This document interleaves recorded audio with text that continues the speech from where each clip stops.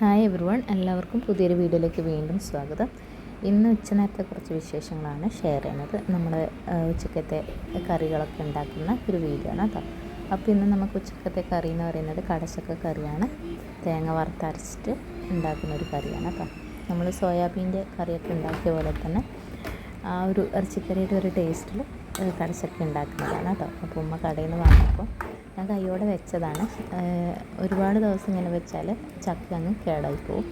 അപ്പോൾ ഫ്രഷായിട്ട് വെച്ചാൽ നല്ല ടേസ്റ്റ് ഉണ്ടാകും കേട്ടോ. അപ്പോൾ കുക്കറിൽ ഒരു 2 വിസിൽ കൊടുത്തിട്ടുണ്ടായിരുന്നു. നമ്മൾ ഇറച്ചിക്കറിയൊക്കെ വെക്കുന്ന പോലെ ഒരു ഉരുളക്കിഴങ്ങിനെ എടുത്തിട്ടുണ്ട് കേട്ടോ. ഉരുളക്കിഴങ്ങ് എനിക്ക് ഭയങ്കര ഇഷ്ടമാണ്. പിന്നെ നമ്മൾ തേങ്ങ വറുത്തരച്ചിട്ടുണ്ട്, കുറച്ച് പെരിഞ്ചീരകം ഇട്ടിട്ടുണ്ടായിരുന്നു കേട്ടോ.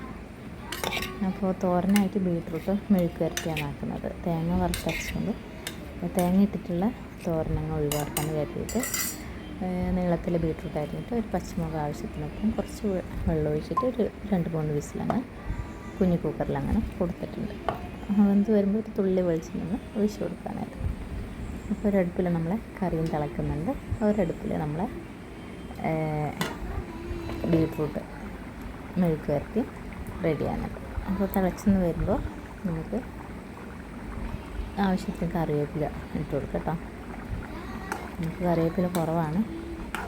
നല്ല രീതിയിൽ കറി തിളച്ച് വന്നിട്ടുണ്ട്. അത് നമുക്ക് ആവശ്യത്തിന് ചാറും ഇതുണ്ട് കേട്ടോ. ഇനി ഒരുപാട് കുറുവേണ്ട ആവശ്യമില്ല. ഒന്ന് തണിയുമ്പോൾ ഒന്നുകൂടി ഒന്ന് കുറുകും. അപ്പോൾ നമ്മൾ കറിയുടെ ഓഫാക്കാൻ സമയത്തുണ്ട്. ചിക്കൻ മസാലയാണ് ഞാൻ ഇട്ട് കൊടുത്തത് കേട്ടോ. ഗരം മസാലയൊന്നും ഇട്ടിട്ടില്ല, ചിക്കൻ മസാല മാത്രമാണ് ഇട്ടിട്ടുള്ളത്. കുറച്ച് മല്ലിപ്പൊടി, മഞ്ഞൾപ്പൊടി, കുറച്ച് മുളക് പൊടി, പിന്നെ കുറച്ച് ചിക്കൻ മസാലയാണ് ഇട്ടിട്ടുള്ളത് കേട്ടോ. ഒരു നുള്ള് കുരുമുളക് പൊടിയും ഇട്ടിട്ടുണ്ടായിരുന്നു. അപ്പോൾ നമ്മുടെ കറി അവിടെ റെഡി ആയിട്ടുണ്ട്. അപ്പോൾ ഇപ്പോഴത്തെ അടുപ്പിൽ നമ്മൾ മെഴുക്ക് വരട്ടി റെഡി ആകുന്നുണ്ട് കേട്ടോ. അപ്പോൾ ഉച്ചക്കത്തെ നമ്മുടെ തോരനല്ല മെഴുക്ക് വരട്ടിയും നമ്മുടെ കറിയൊക്കെ അവിടെ റെഡി ആയിട്ടുണ്ട്. ചോറും വാർത്ത് വെച്ചിട്ടുണ്ട്. നമ്മളിങ്ങനെയാണ് ചോറ് വാർക്കുക കേട്ടോ. മട്ടേരീൻ്റെ ചോറാണ്. രാവിലെ തന്നെ ഇട്ടാൽ കുറച്ച് ഉച്ചയാകുമ്പോഴത്തേക്കും വേവും. ഒരു 2 മണിക്കൂർ എന്തായാലും വേവുണ്ട്. നല്ല വേവുള്ള അരിയാണ് കേട്ടോ. അപ്പോൾ ചോറൊക്കെ വാർത്തിടാൻ നമ്മൾ അടുപ്പൊന്ന് അടിച്ചിട്ട് ഇടലാണ് കേട്ടോ. അടുപ്പിൽ നമ്മൾ ചോറ് മാത്രമാണ് വെക്കുന്നത്. കറിയും തോരനൊക്കെ ഗ്യാസിലാണ് വെക്കുന്നത്. അപ്പോൾ മഴ പെയ്യുമ്പോൾ ഇവിടെ ഭയങ്കര സീനാണ്, ചോർച്ചയാണ് കേട്ടോ. ഷീറ്റായിട്ടും ചോർച്ചയുണ്ട്. അപ്പോൾ ഇവിടെ നിൽക്കാൻ പറ്റില്ല. അങ്ങനെ നമ്മൾ കറിയൊക്കെ ഒന്നുകൂടി ഒന്ന് കുറുകി വന്നിട്ടുണ്ട് കേട്ടോ.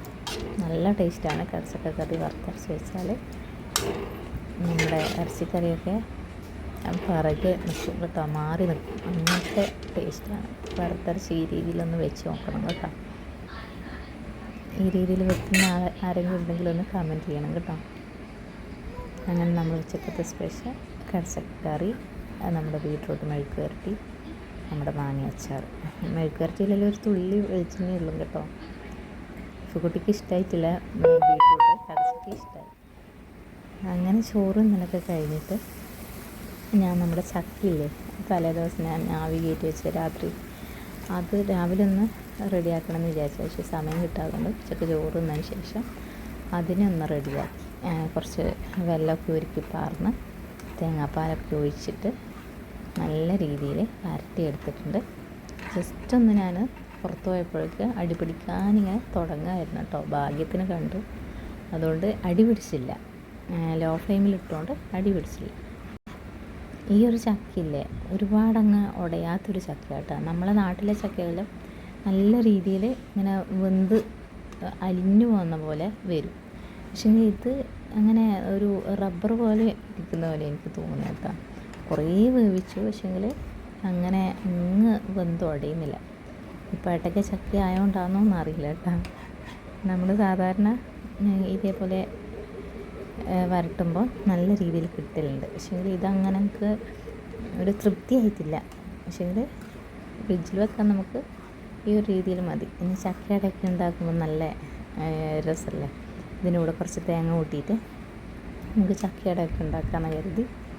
അപ്പോൾ നമ്മുടെ ചക്ക വരട്ടി ഇവിടെ റെഡി ആയിട്ടുണ്ട്. അപ്പോൾ ഇന്നത്തെ വിശേഷം ഇത്രയൊക്കെയാണ് കേട്ടോ. ഉച്ചക്കത്തെ വിശേഷങ്ങൾ ഇത്രയൊക്കെയാണ്.